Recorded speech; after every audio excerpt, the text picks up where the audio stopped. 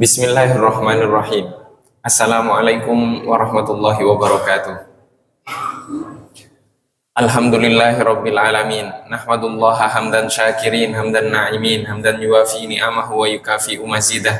Ya Rabbana lakal hamdu kama yanbaghi li jalali wajhikal karimi wa 'azimi sultanik.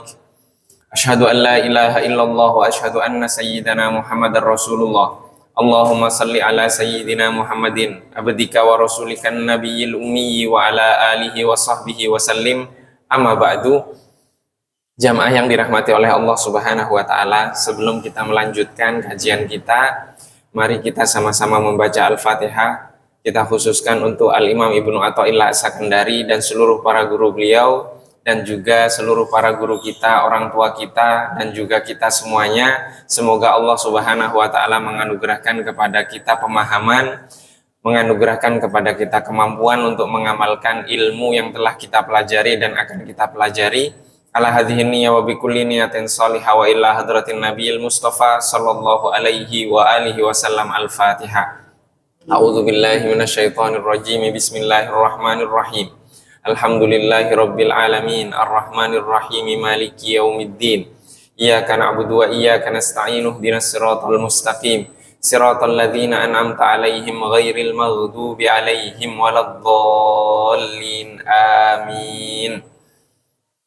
Jamaah yang dirahmati oleh Allah Subhanahu wa taala, kita akan melanjutkan pada kesempatan kali ini hikmah yang ke-22, di mana Al-Imam Ibnu Athaillah As-Sakandari beliau menyampaikan di dalam hikmah ini, ma min nafasin tubdihi illa walahu qadarun fika yumdihi.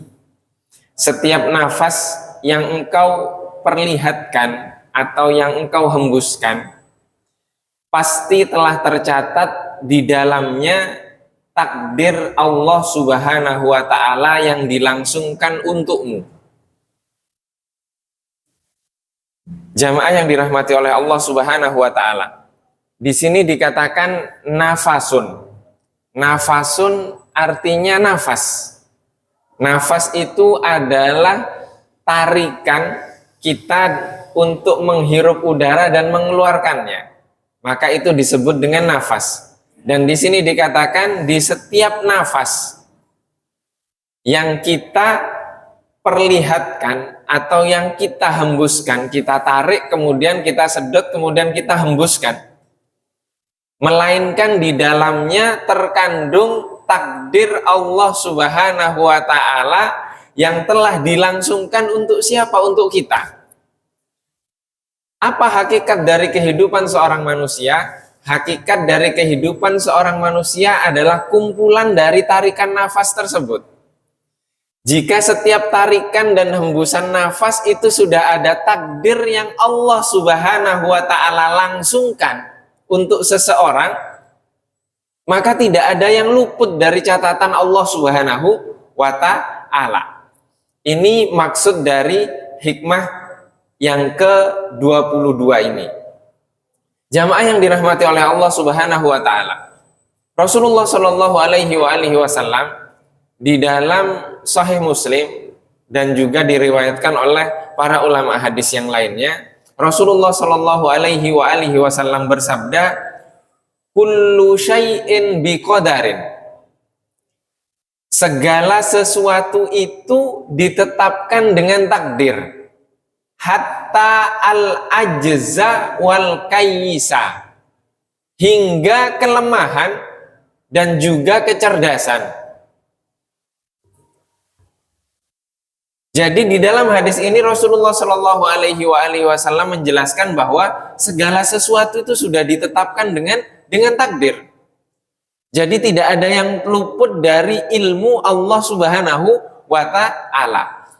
Akan tetapi ada yang kurang tepat dalam memahami qadha dan qadar. Qadha artinya adalah ketetapan-ketetapan Allah Subhanahu wa ta'ala untuk segala sesuatu yang belum terjadi.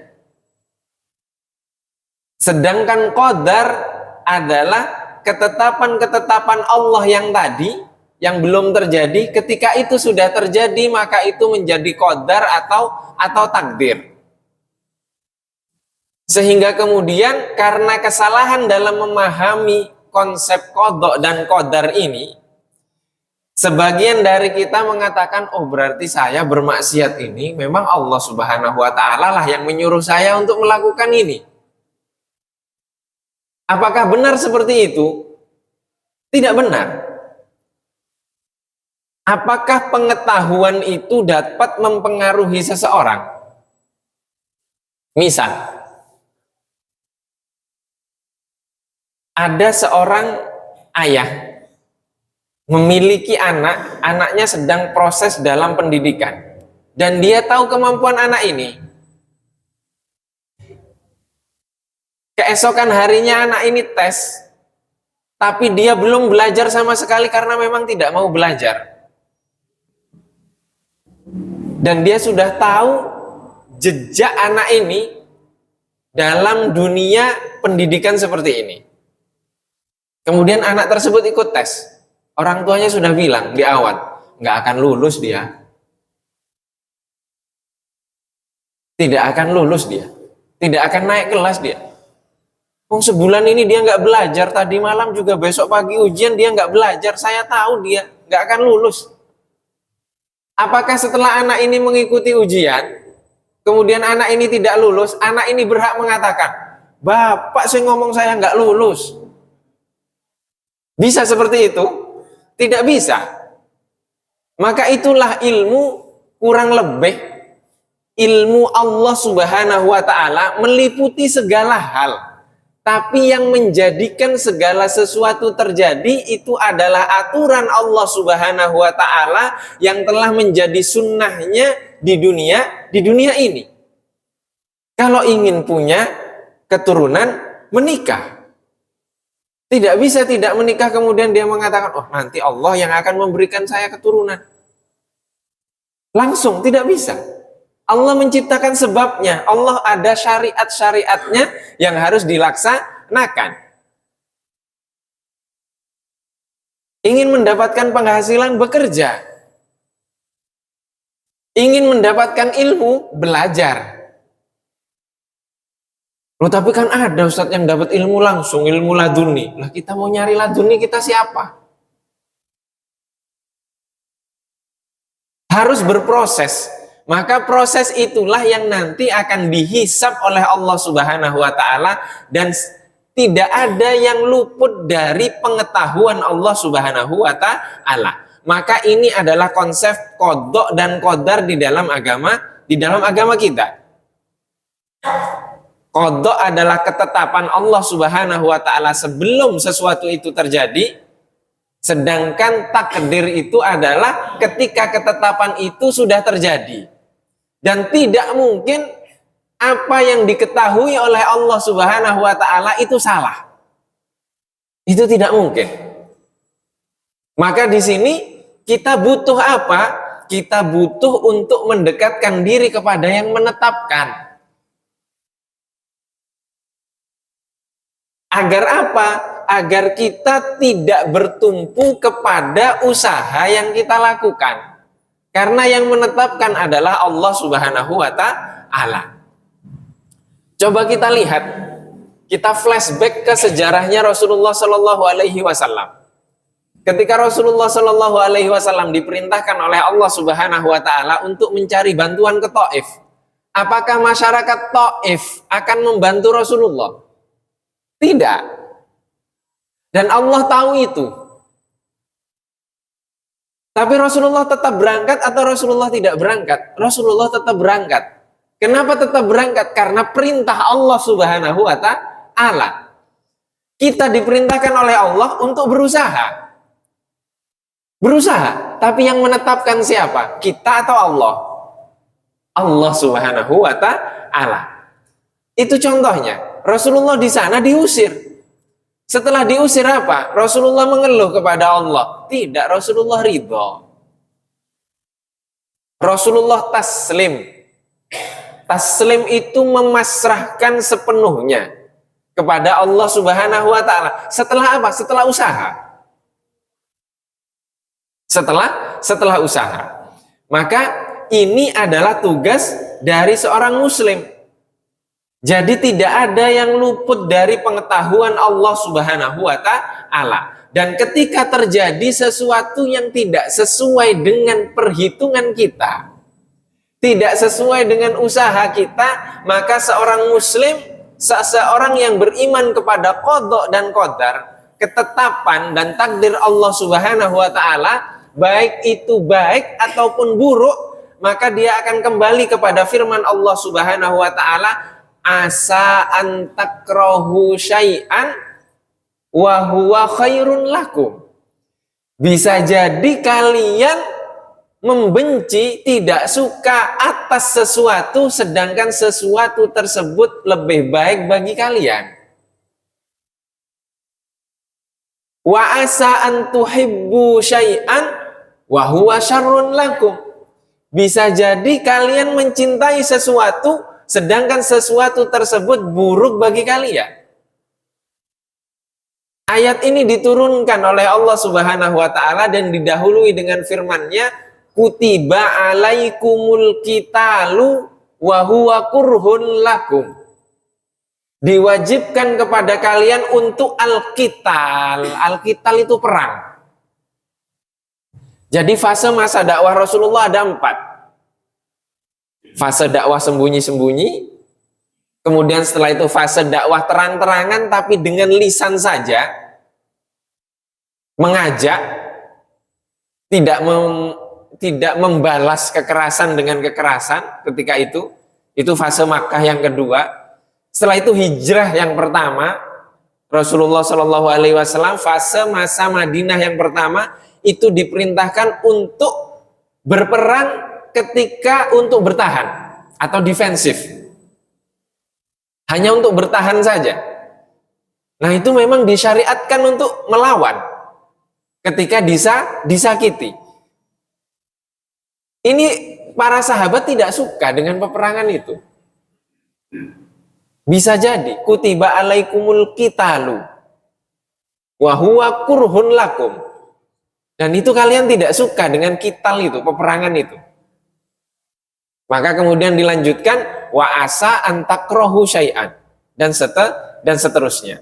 Artinya ketika memahami tentang sunnatullah Subhanahu wa taala di dalam dunia ini, bahwa kita diperintahkan untuk berusaha dan semuanya sudah tercatat lengkap detil dalam ilmu Allah Subhanahu wa taala, kita akan memasrahkan sepenuhnya kepada Allah Subhanahu wa taala dan kembali kepada ayat tersebut.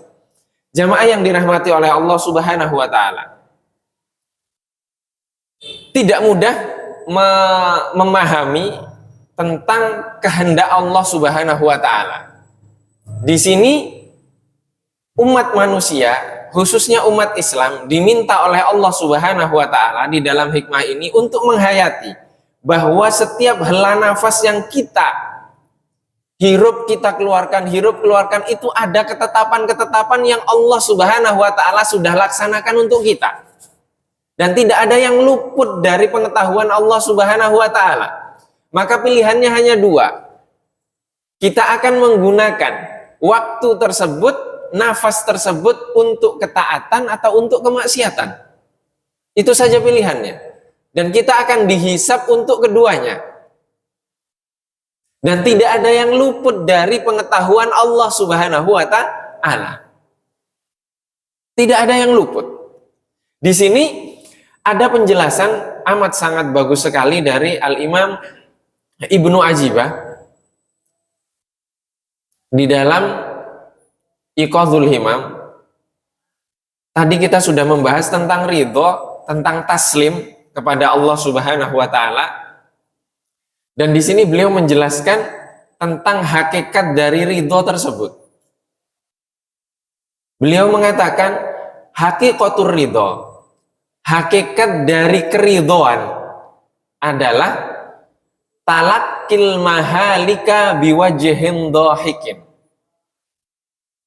Menerima, menghadapi al-mahalik, Mahalik itu kebinasaan atau musibah-musibah yang dihadapi oleh seseorang biwajhin dhahikin, dengan wajah tersenyum. Jadi mendapatkan musibah, mendapatkan ujian, dia tetap tersenyum. Bagaimana bisa? Maka kalau sebelum ridho ini artinya apa? Kalau belum bisa tersenyum, kita diminta untuk apa? Untuk sabar. Kalau sabar itu belum bisa tersenyum itu. Karena masih menahan sesuatu. Itu namanya sabar. Setelah sabar ini di atasnya dia naik kepada ridho. Ridho itu menghadapi musibah, menghadapi sesuatu yang tidak kita sukai, tapi dengan wajah tersenyum. Ini bukan dikatakan wajah-wajah kita ini bukan, tapi hatinya juga tersenyum. Artinya menerima. Kemudian dilanjutkan di sini wa haqiqatut taslim. At-taslim itu menyerahkan.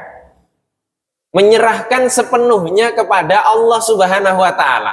Apa bentuk penyerahan ini? Maka Islam itu artinya taslim.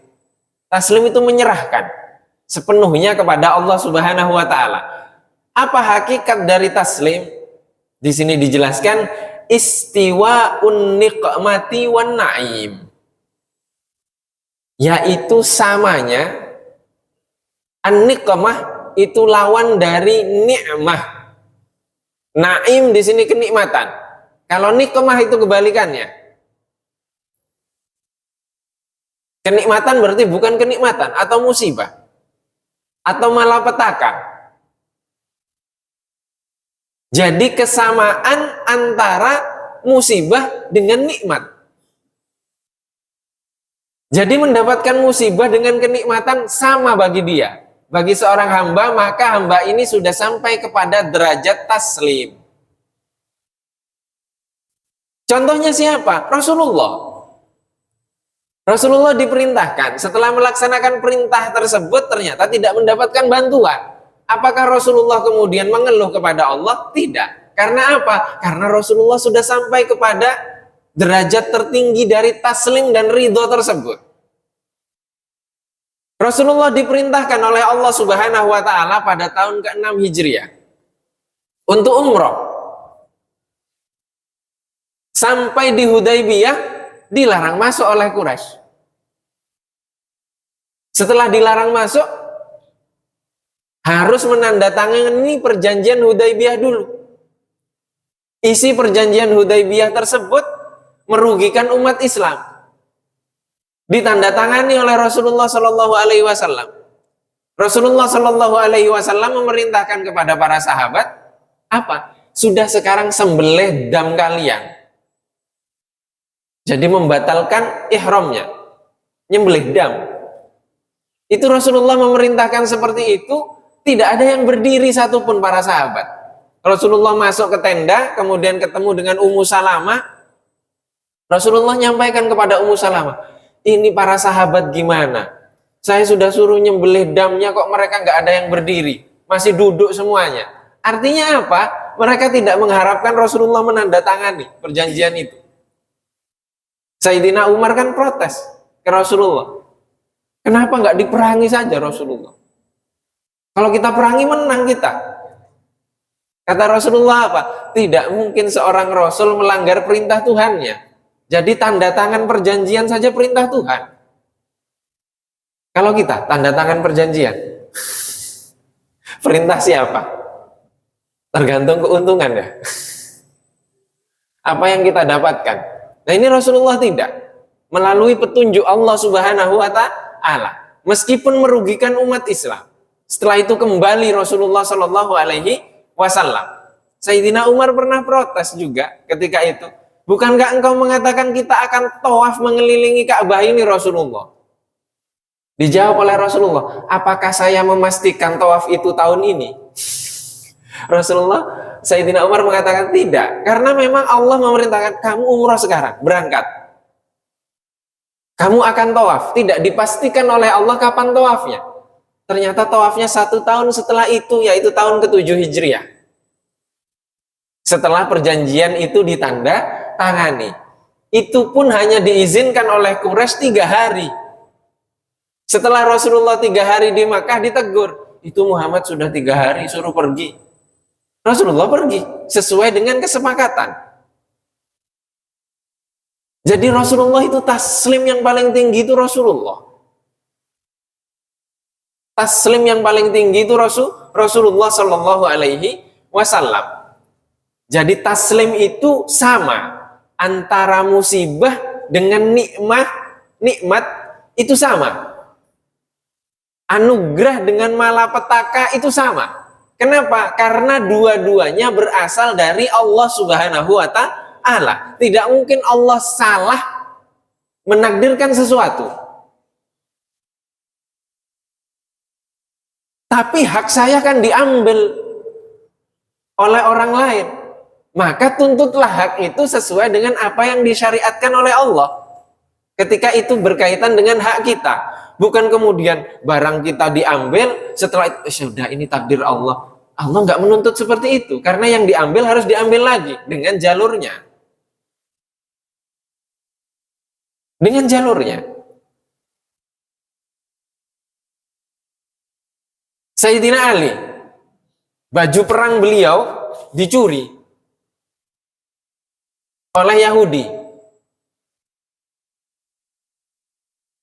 Di dalam agama Islam itu al-bayyinatu lil mudda'i, bukti bagi orang yang mendakwah seseorang atau menuduh seseorang. Jadi Sayyidina Ali harus memiliki bukti. Karena apa? Karena pakaian perangnya diambil oleh orang Yahudi tersebut. Sayyidina Ali khalifah ketika itu. Datang ke pengadilan menuntut bahwa barangnya dicuri oleh Yahudi. Datang ke pengadilan. Yang menuntut ini harus memiliki bukti atau saksi. Sayyidina Ali tidak punya saksi kecuali putranya saja, Hasan sama Husain. Sayyidina Hasan dan Sayyidina Husain. Dalam agama Islam yang memiliki hubungan darah itu tidak boleh menjadi saksi.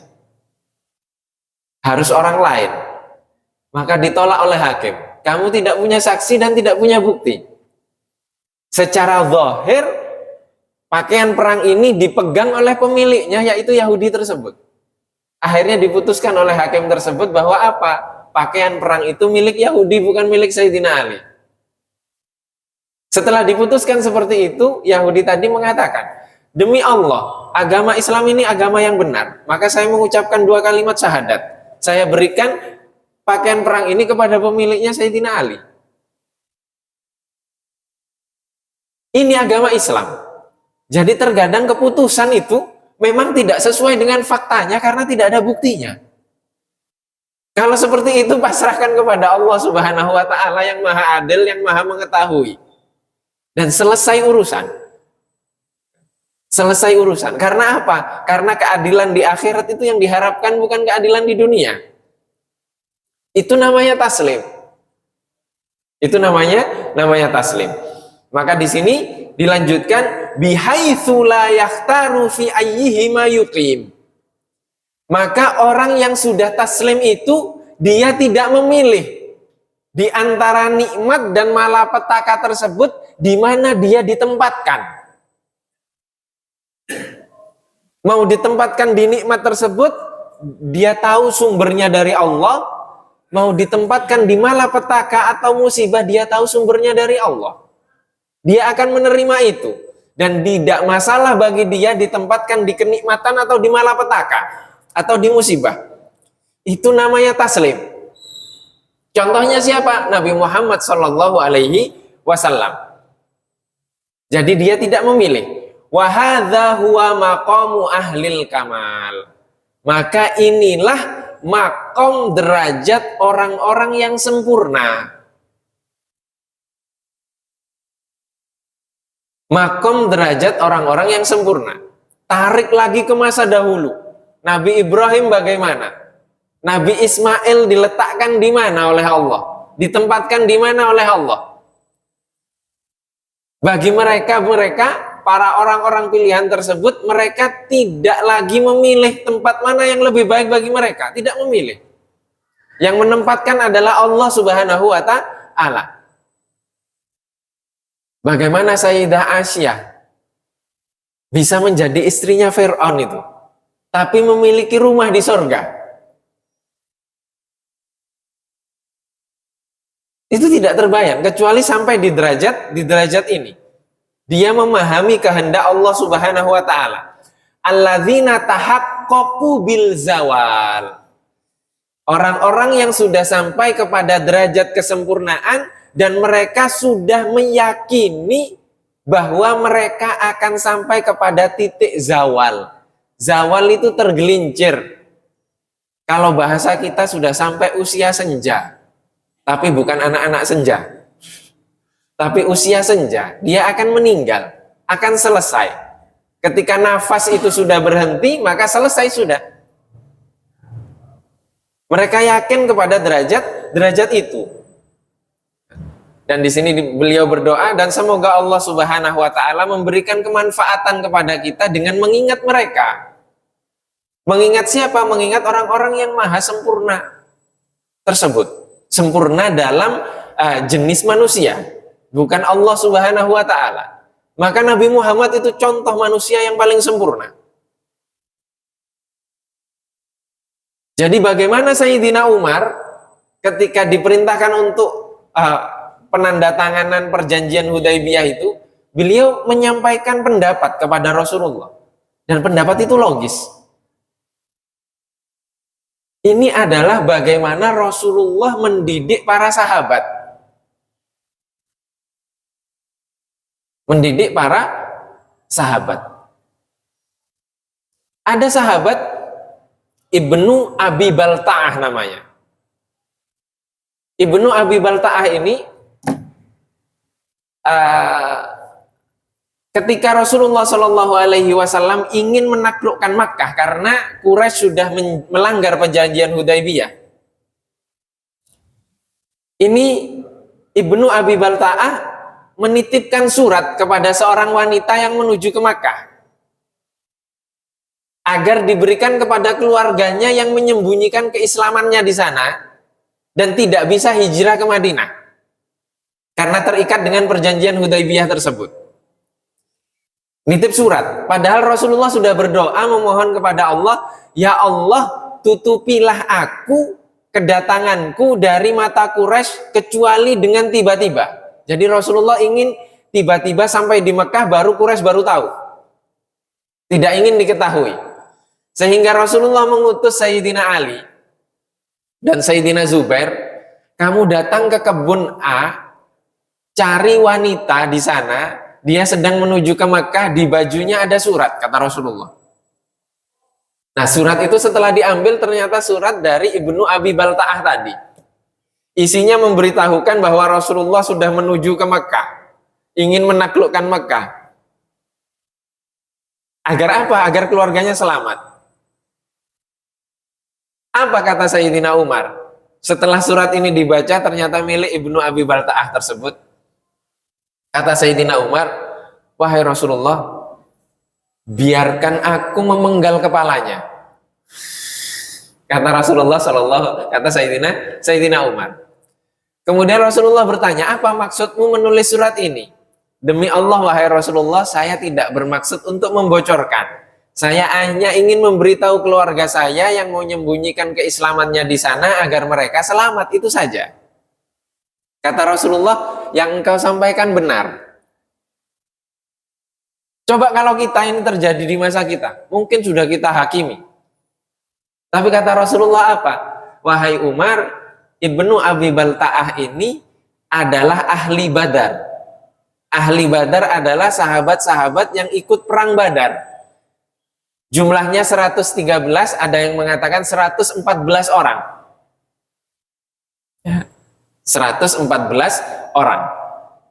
Nah, ini ahli Badar ini semuanya sudah dijamin masuk surga oleh Allah Subhanahu wa taala setelah perang Badar. Maka kata Rasulullah, Ibnu Abi Balta'ah ini ahli Badar. Kita tidak tahu apa yang telah ditetapkan Allah untuk ahli Badar. Maka karena dia ahli Badar, tidak mungkin dia akan berkhianat. Akhirnya diampuni. Tidak masalah hal itu.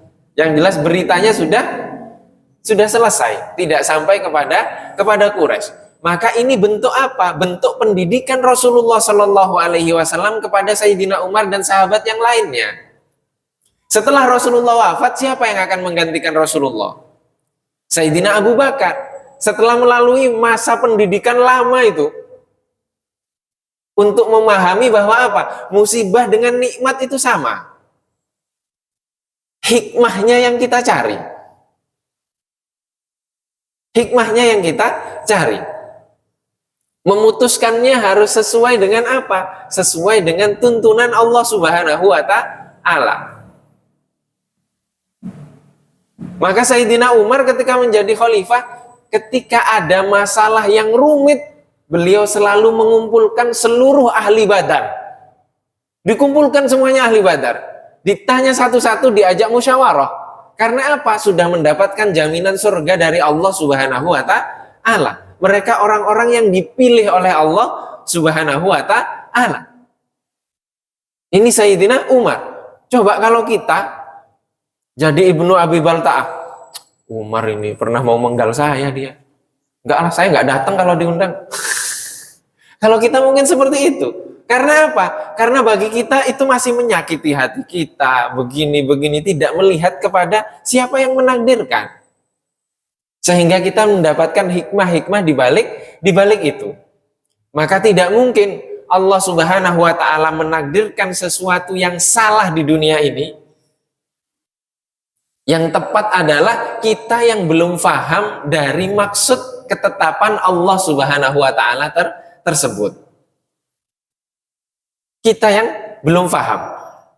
Sehingga kita butuh terus belajar sampai kapan? Sampai malaikat datang kemudian mencabut nyawa kita. Itu akhir dari pendidikan kita di dunia ini. Dan semoga Allah Subhanahu wa Ta'ala menyampaikan kita semuanya kepada hakikat dari kehendak Allah Subhanahu wa Ta'ala di garis kehidupan kita masing-masing, dan menguatkan kita di dalam keimanan dan semakin mendekatkan kita kepada Rasulullah Shallallahu Alaihi Wasallam. Allahumma amin. Mungkin ini saja yang dapat kita kaji pada kesempatan kali ini. Mohon maaf apabila ada kekurangan. Wabillahi taufiq wal hidayah wa ridha wal inayah. Wassalamualaikum warahmatullahi wabarakatuh.